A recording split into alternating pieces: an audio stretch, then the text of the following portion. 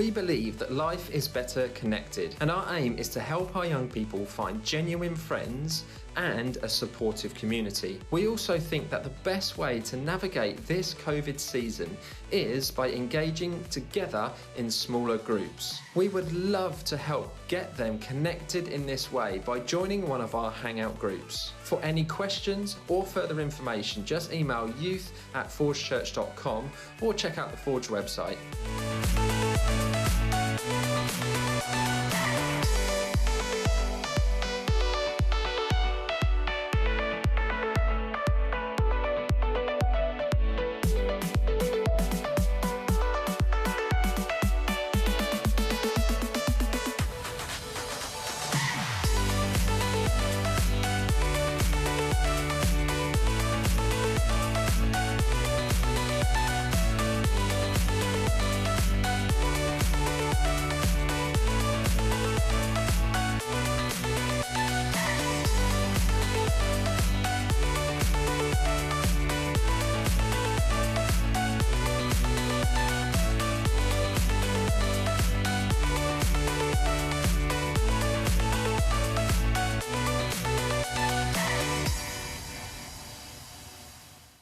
Hello and welcome to Motion Live. My name's Tim. I'll be with you for the next 35 minutes or so. Just before we go out into our Hangout groups, I say it every week. I'll let you know more information about that at the end, so hang around at the end for that. I love our online community. I know we can't meet in person, but this online community is amazing. So thank you to all you guys who have joined us on this journey. It's been so much fun. Now, talking about fun, we're going to head straight into a song. Now, this is a song that we absolutely rocked at Revolution last year. It was so good. So, in your living rooms, in your bedrooms, wherever you're watching this, let's rock out, let's praise our God with this song.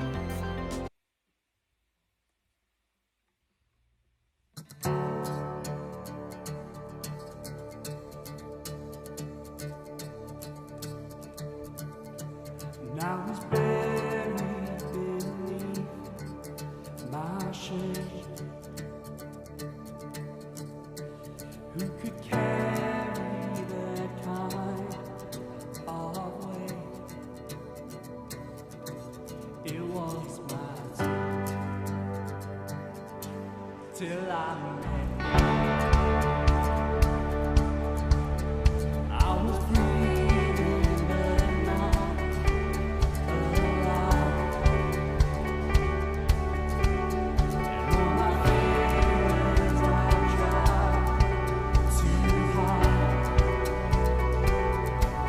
It was my turn till I met you. You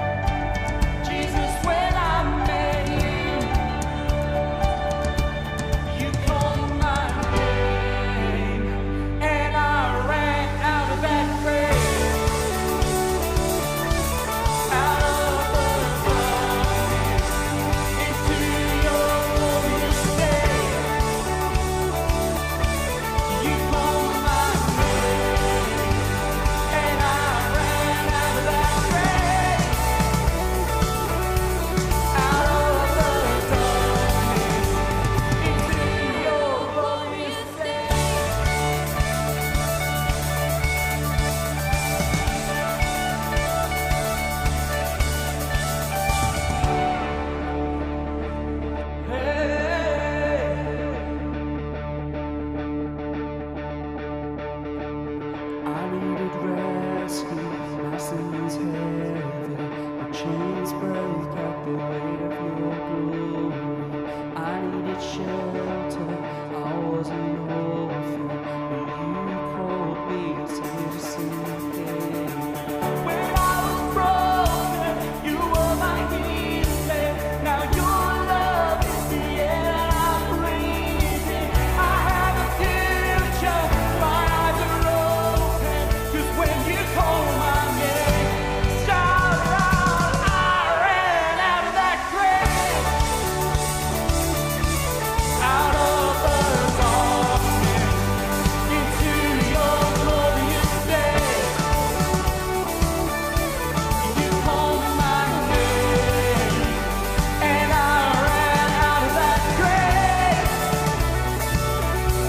out of the darkness, into your glorious day. Oh, hey, oh, glorious day.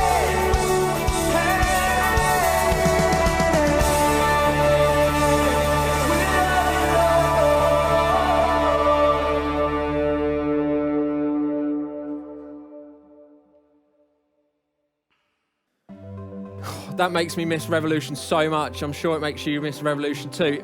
Not being at Revolution this year is probably the worst thing about this whole pandemic and lockdown and stuff. We're so going to miss it, and I know you guys are going to miss it too.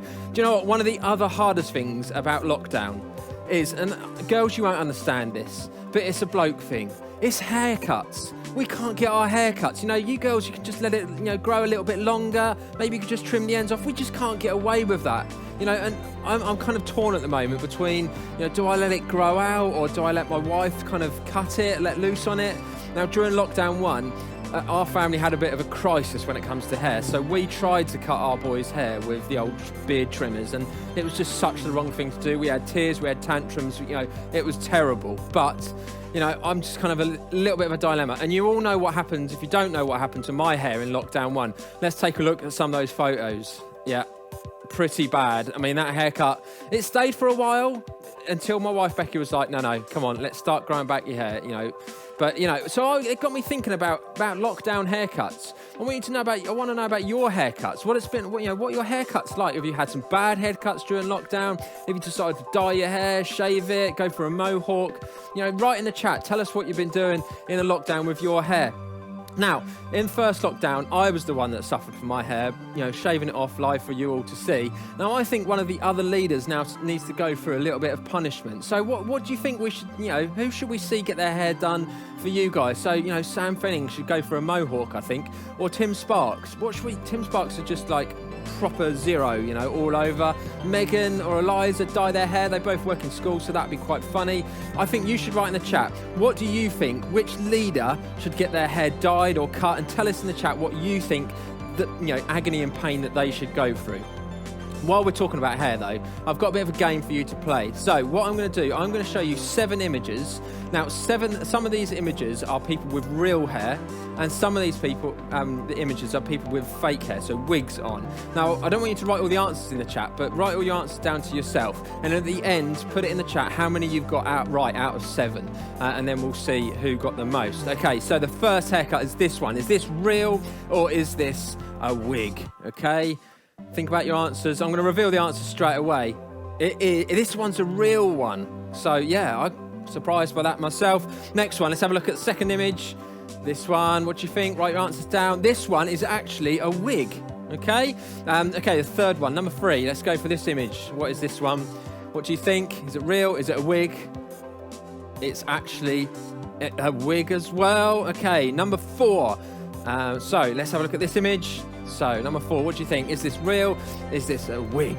It's a real one. So, okay, cool. Number 5, is this real or is this a wig? Let's have a look. What do you think? What do you think? Number 5 is actually a wig.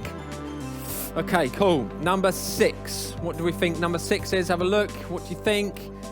It is, I'm going to confirm, it's a wig. And then finally, number 7, is this real or is this a wig? I couldn't believe it when I saw it, but believe me, it is a real haircut. He's an MP, so he does look a bit like Boris Johnson. But yes, see how you got on. Tell us in the chat how many you got right, and we'll see later on. Okay, but before we do that, before we do anything more, we have got some of our first rounds of our Rock, Paper, Scissors World Cup. So we've got 8 of the first round ties to show you right now. So let's take a look at our video.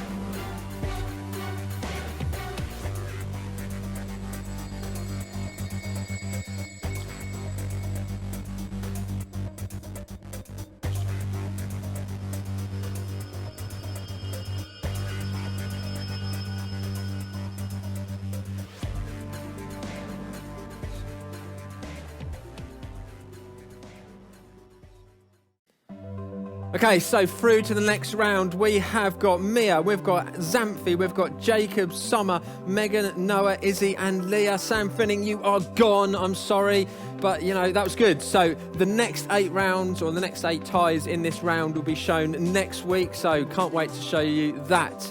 I'm enjoying this so far, this has been great. Okay, at this point, I was going to go through to see which one of you guys, or which one of the leaders of you guys decided that should get their head shaven or dyed. But, as you guys know, it's snowing today, and I'm sure you've had lots of fun in the snow like I have.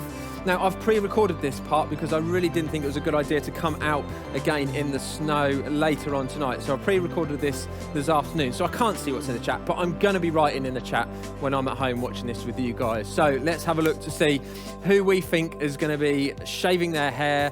What have you guys done with your lockdown hairs? Let's have a little bit of a look in the chat and let's keep on chatting. Cool. We're now going to head into the first talk in our brand new series. This series is called Do Something.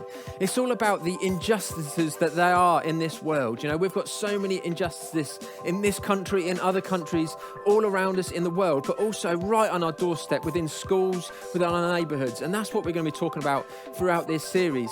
We're going to be looking about, actually, does Jesus care about these? Does God really care about these things that are going wrong in our world? So let's take a look at our first talk in this series.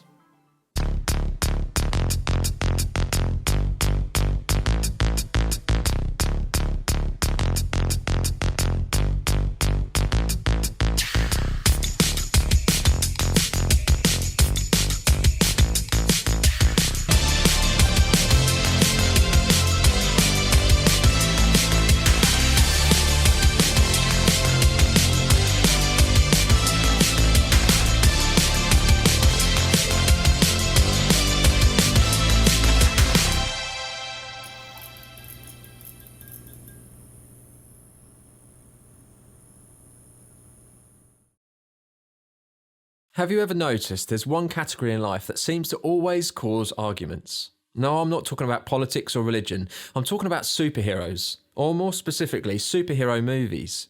It feels like you're either a Marvel fan or a DC fan. In fact, let's settle this for good. Who do you think is the best superhero? I'm all about Team Batman, but how about you write it in the chat? Who is your favourite? Most people love superheroes. In fact, superhero movies are some of the largest grossing movies ever. Why? Well, I think people love a good hero because of what they do. They solve a problem. They fight the bad guys. They are brave and they can do some crazy cool stuff.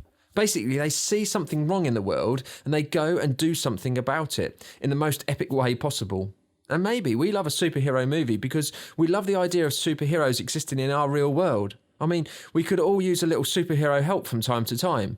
Maybe for you it's being rescued from homeschooling life, or maybe things could just become a little bit easier in your home life. Passing that exam that you so desperately want to.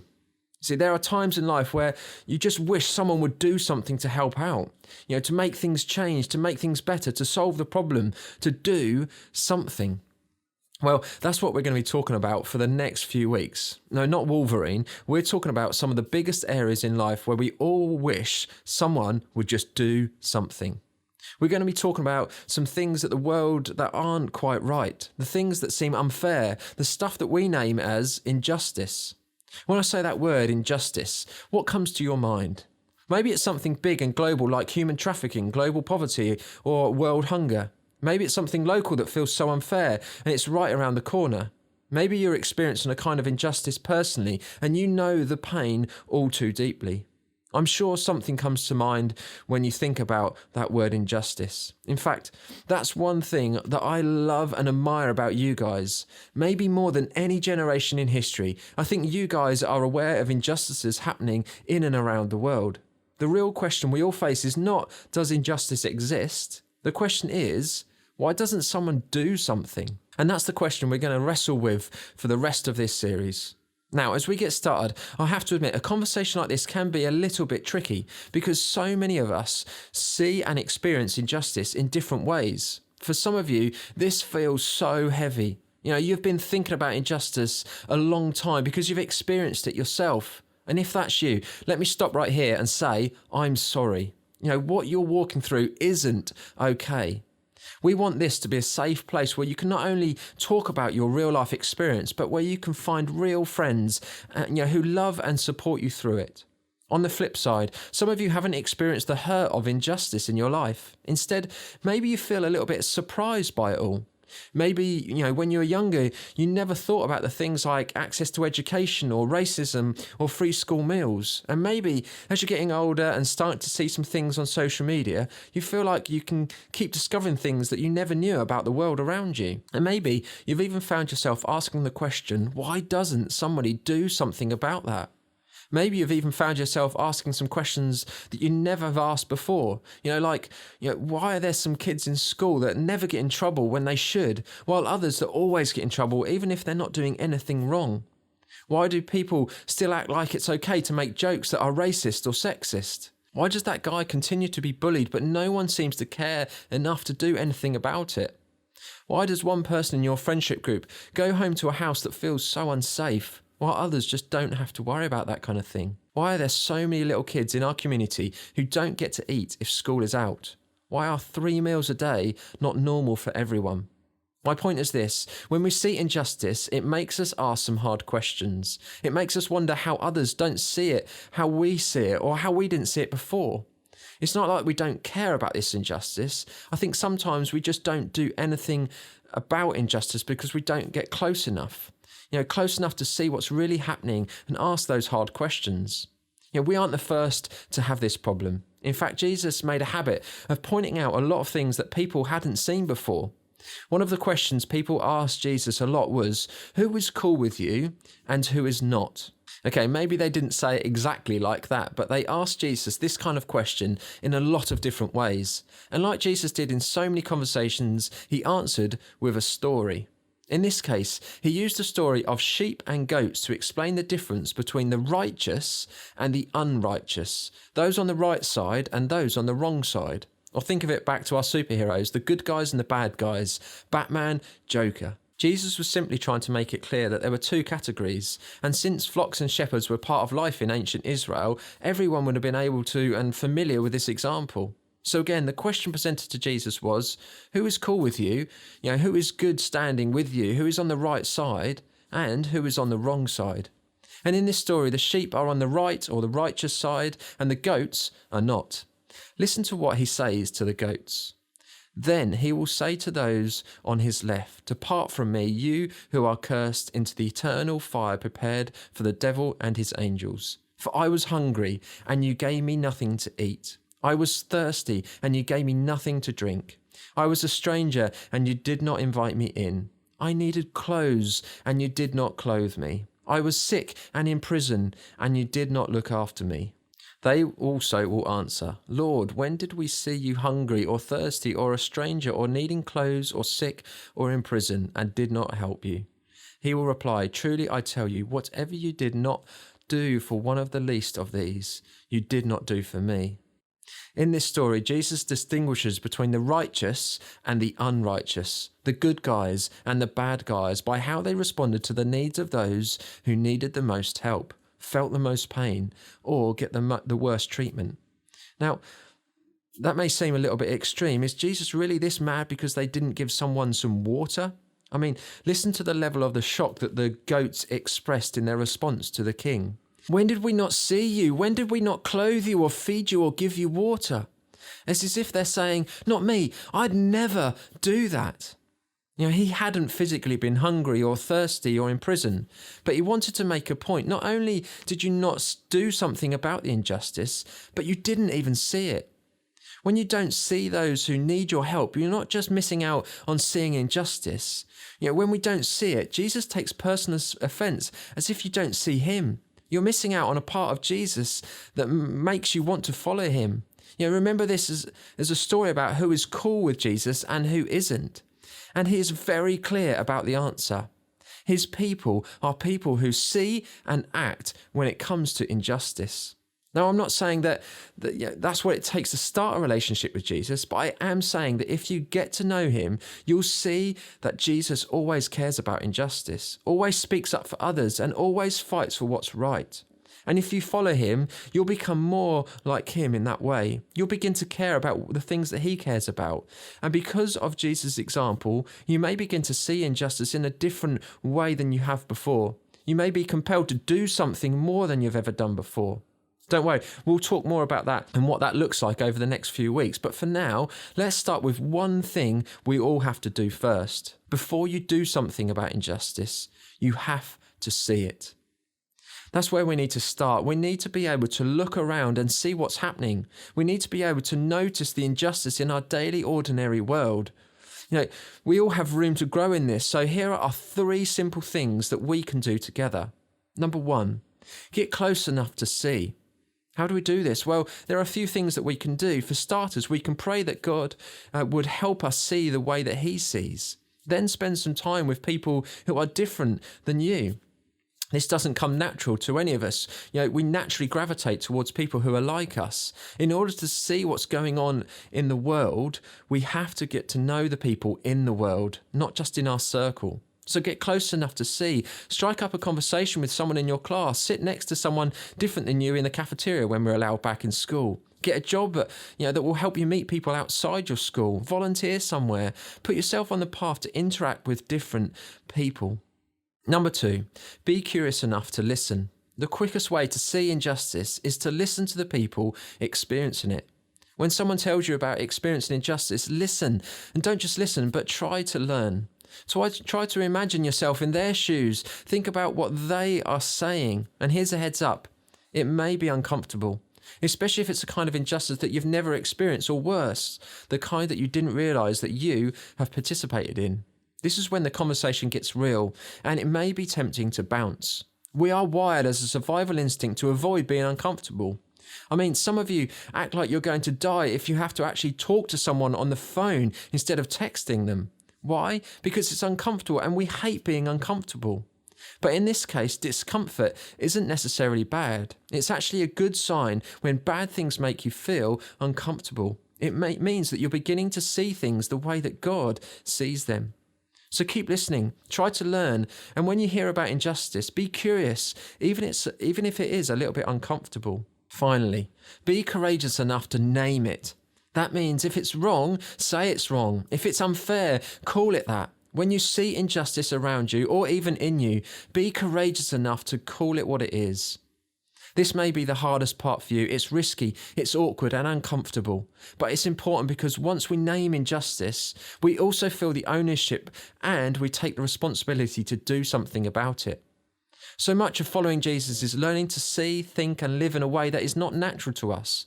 One of the things I love about this generation is that so many of you actually see and care about injustice more than any previous generation. You can be the generation to do something in areas that have never seemed possible. But the first step is to do something, is seeing it and helping others see it too. As you go to your hangout groups, I want you to think about this quote from a lady called Maya Angelou. She was a famous writer who wrote about injustice. Do the best you can until you know better. Then, when you know better, do better. That's what this series is about, seeing better so we can know better and ultimately do better. Let me just pray. Lord, maybe tonight for the first time we've realised and we've thought about some of these injustices that are in and around our world. You know, we think about Africa, we think about other parts of the world where there's so much injustice. But actually, Lord, maybe tonight we've realised about the injustices that are right on our doorsteps, within our schools, within our families, within our neighbourhoods. Lord, I pray that you'll help us to see these things. Help us to get near to these things. Help us to learn more about these things that are going on in our world. I pray that you would break our hearts for what breaks your heart. And for those that maybe we're going through this pain, maybe we're going through injustices in our lives or in our society, Lord, I pray that you'll help us to come to you in prayer, but also find people that we can trust and rely on to kind of share our experiences with. I thank you that you love us and you hate it that we're going through this at this moment. Yeah, I pray that you'll help us to open up to you. Pray that you'll help us to open up to a God that loves us so much. I pray these things in your name. Amen. Cool. Now it's time to go out into your hangout groups. If you don't know what hangout groups are, you are so welcome here. But we'd love for you to connect in our hangout groups. They're just an opportunity for us to continue any discussions or any thoughts that we've had from the session already. And if you want to sign up to them, if you head over to our Instagram page, which is Forward Youth UK, there's a link in there which will take you direct to our website. Where you can sign up and have a look about these hangout groups and what they're all about. If you want a little bit more information, just email me, youth@forgechurch.com, and I'd love to get you connected in to one of these groups. But for now, I hope you have a great week in the snow by the looks of things. I hope you have a safe week too, and we'll see you back here next week.